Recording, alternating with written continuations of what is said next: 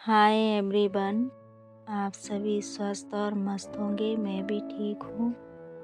Story का नाम मिलके भी हम ना मिले, एपिसोड 9। जैसा कि आपने सुना कि सिया प्रांजल के रूम का डोर नॉक करती है। प्रांजल बोलती है, मैंने कहा था ना मम्मी आपसे कि मुझे अभी कोई बात नहीं करनी। प्लीज़ आप चली जाइए, मेरा मूड नहीं है अभी खाने का।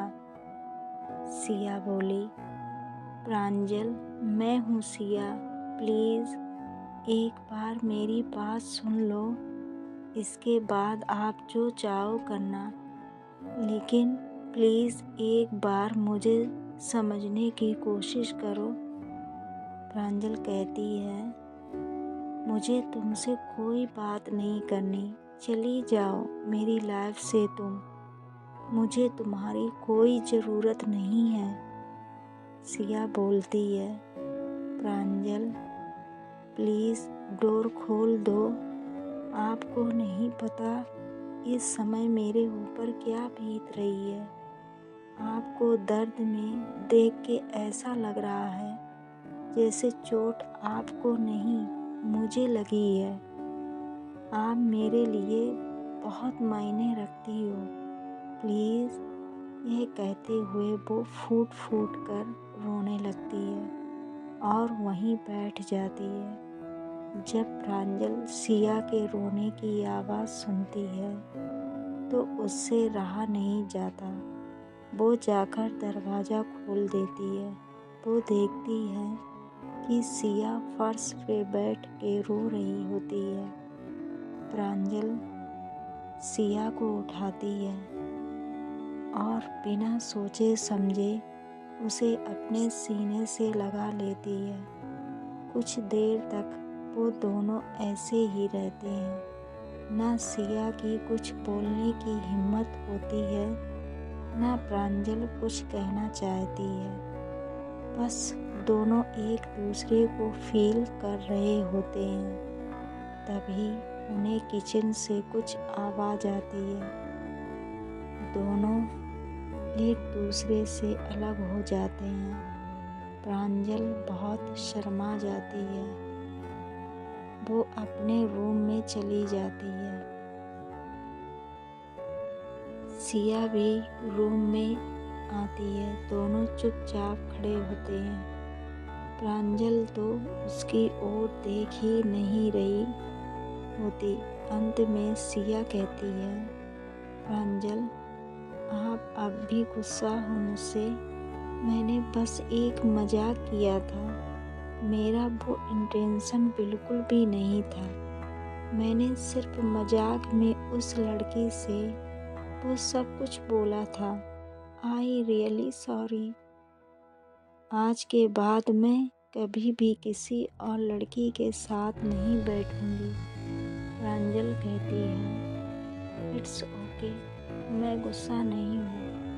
मेरे ख्याल से तुम्हें अभी अपने घर पर होना चाहिए।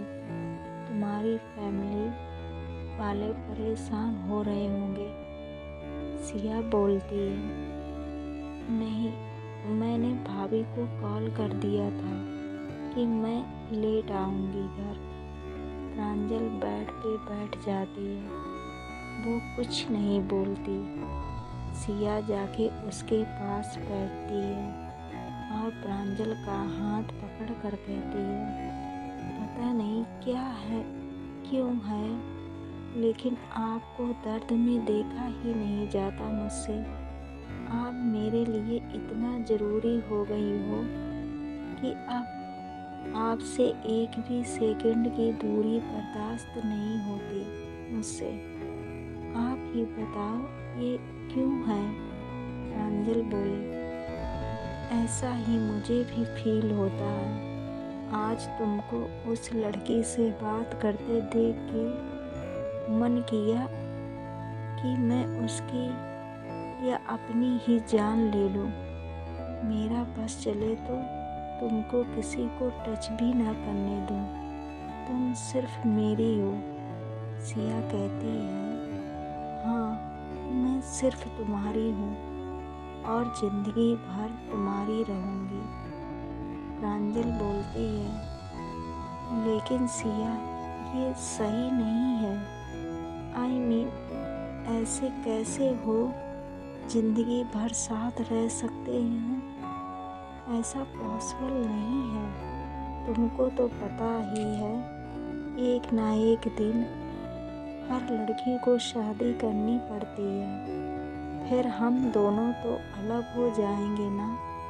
सिया कहती है, प्रांजल आप अभी ये सब बातें क्यों सोच रही हो? अभी टाइम है ना, आराम से रहो यार, चिल करो, बाद की बाद में देखेंगे। प्रांजल बोलती है, हाँ ठीक है यार, फिलहाल अभी जो है उसे जीते हैं। ये कहकर वो सिया को गले लगा लेती है। सिया को याद आता है कि प्रांजल के हाथ पे तो चोट है। वो खुद को उससे दूर करती है और कहती है कि अपना हाथ दिखाओ। जब वो प्रांजल का हाथ देखती है तो उसकी आंखें भर जाती हैं। पेन का जो नोक था वो उसके हाथ में बुरी तरह से चुभ गया होता है।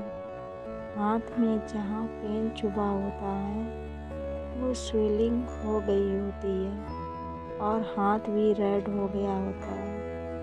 वो पूछती है कि फर्स्ट एड किट कहाँ है? प्रांजल खुद ले आती है। सिया उसे बेड पे बिठा के खुद नीचे बैठ जाती है और उसके हाथ पे बैंडेज करती है। प्रांजल बस उसे देखती जा रही होती है। सिया कहती है कि प्रांजल आप मुझसे प्रॉमिस करो मुझे कि कभी भी आप मेरी वजह से खुद को चोट नहीं पहुंचाएंगी। प्रांजल सिया की आंखों में देखती है और कहती है, ठीक है, मैं तुम्हारे लिए कभी भी खुद को चोट नहीं पहुंचाऊंगी। दोनों एक दूसरे के साथ काफ़ी अच्छा टाइम बिताते हैं। फिर सिया अपने घर चली जाती है। ऐसे ही एक महीने दोनों की बहुत अच्छे तरीके से गुजर जाते हैं। दोनों एक दूसरे के साथ बहुत खुश होते हैं और अपना आगे का फ्यूचर भी एक दूसरे के साथ ही देख रहे होते हैं। एक दिन सिया का भाई घर आता है। वो बहुत परेशान होता है। सिया की भाभी पूछती हैं कि क्या हुआ? तो वो कहता है कि हमें ये शहर छोड़ना होगा, मेरा ट्रांसफ़र हो गया है और ये ट्रांसफ़र बहुत जल्दी जल्दी में हुआ है, तो मुझे कल ही यहाँ से निकलना होगा। मुझे ही नहीं, तुम सबको भी। सिया की भाभी कहती हैं कि ऐसा कैसे हो सकता है? अभी तो सिया ने कॉलेज जाना स्टार्ट किया है, उसकी पढ़ाई का क्या होगा? आपके ट्रांसफ़र के चक्कर में उसका करियर बर्बाद हो रहा है।